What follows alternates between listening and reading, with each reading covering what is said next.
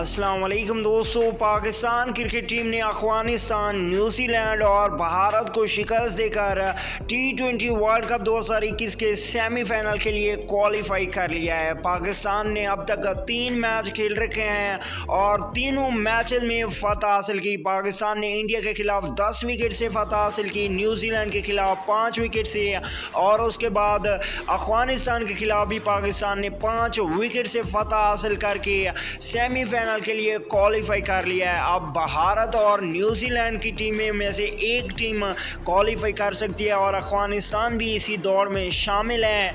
ज़्यादातर चांस हैं कि न्यूजीलैंड क्वालिफाई करेगा और भारत और अफगानिस्तान की टीमें T20 वर्ल्ड कप 2021 से बाहर हो जाएंगी।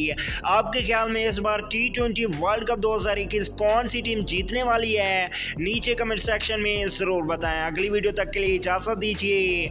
अल्लाह निगहबान।